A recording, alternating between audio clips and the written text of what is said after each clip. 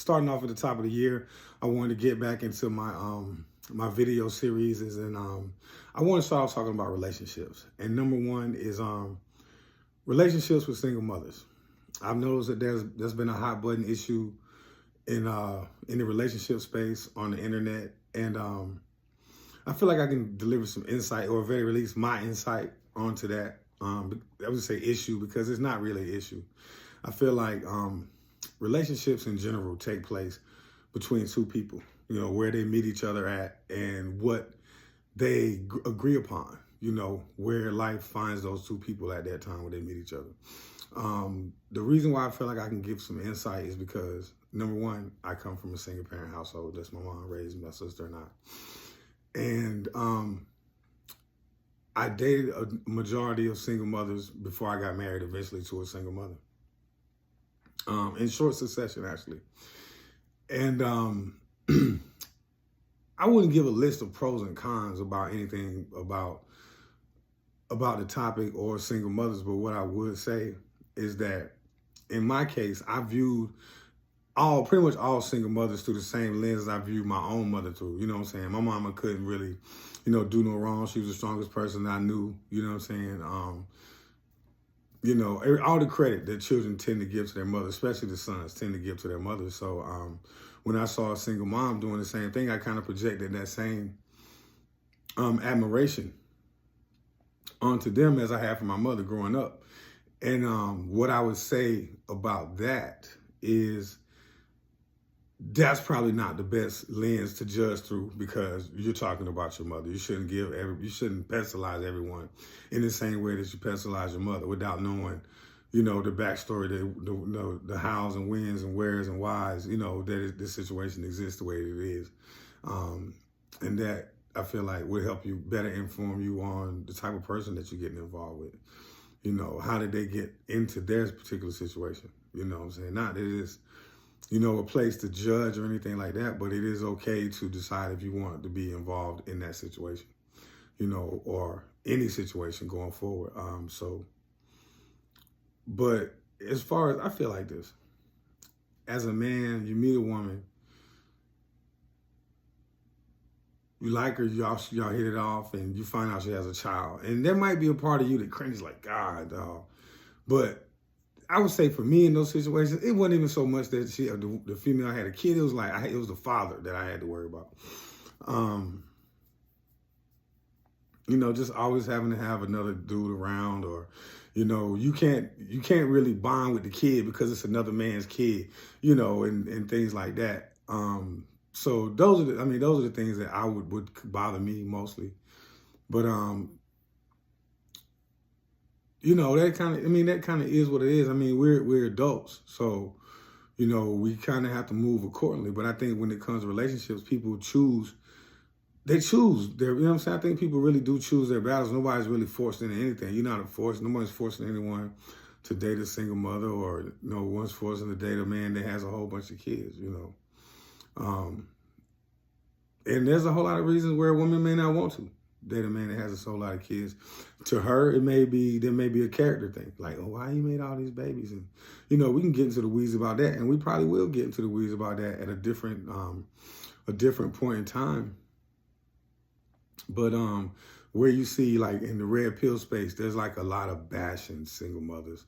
And again, I'm not even of this generation, to be honest with you. You know what I'm saying? My come up days was in the 90s, early 2000s. Well, late 90s, early 2000s. You know what I'm saying? I'll be 48 on my next birthday.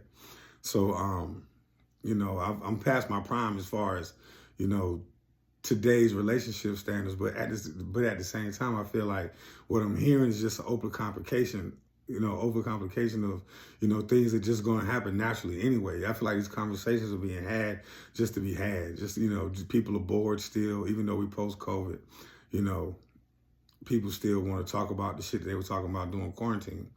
And at the same time, they're probably still out there living their everyday lives. They just come on the internet like it's some kind of fantasy land. But trust me, man, I don't think it's healthy, for either gender. you know, to be out here bashing each other. Because like I said, I'm a 47-year-old man, but if every other, you know, TikTok or whatever reel that I scroll on is like, man, who, like, it leave me asking, like, man, if all these women feeling this way, like, who the hell is out there representing for men? And I have to believe that there's not, you know, there's plenty of, you know, I ain't gonna say good, what is good, you know, but I'm pretty sure there's many suitable men out there, just like I'm sure there's suitable women. And I'm pretty sure when a woman meets a man that she's interested in, I just, at least from my own personal experience, but I come from a background of where I like who likes me. You know what I'm saying? I'm not going to give any unwarranted attention just because this person is used to having attention, you know. But if I like it, if I'm smitten, man, then I give it my best. But I'm not out here just trying to pump females' heads up just for the simple sake of pumping somebody's head up. I don't have that. I don't got that in me. You know what I'm saying? That's always been like a motto or a thing. But you know, back to the single mothers. I mean, and as far as kids go, like I said, I was a kid from a single parent household. So I can say that I never really longed for my father or even of like, well, I say particularly my father. Because like my mom had brothers, you know, my granddad was there, you know, for until he passed away. And so I never felt too much of a strain, like, oh, outside, or, you know, felt like I was lacking in any way, that there was a deficit in that regard. I mean, there was one time when I got jumped and I was like, man, my dad wasn't in town where I could like get right to him, you know, but that was a time that I wish like, man, I wish my dad was here so I could talk to him because I really wanted to do something drastic.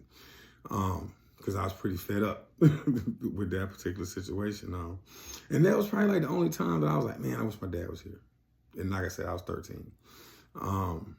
But at the same time, I believe if I had my dad around, it probably would have made a difference in a whole lot of other ways. Like, you know, I have examples of that same, you know, in my life. Like I have 3 sons.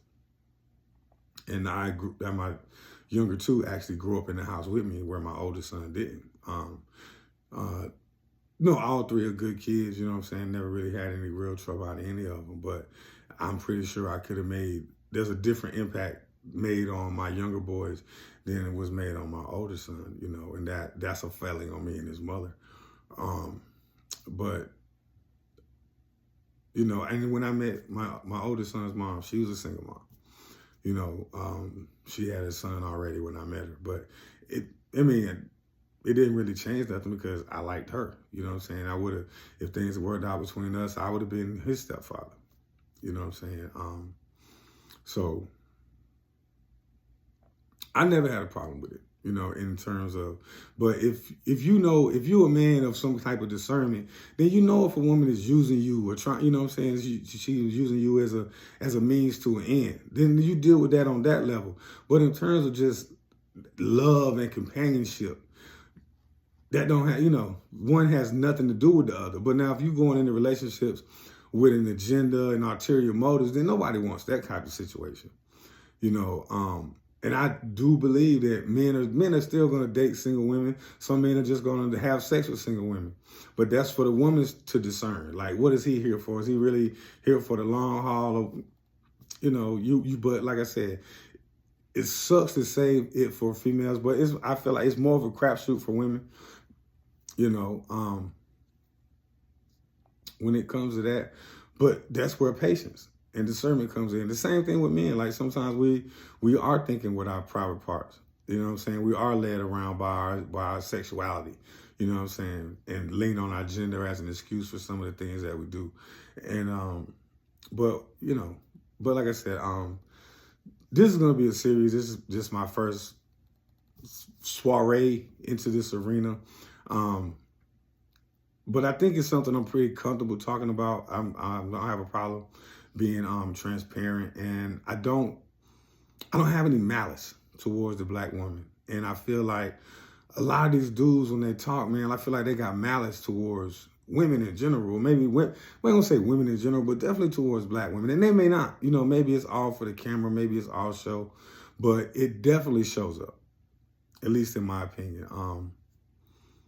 But this is it for now. Like I said, this is going to be an ongoing topic for me, you know, starting off with, you know, single mothers, dating them, being raised by them.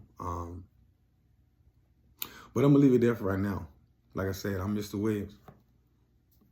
Peace.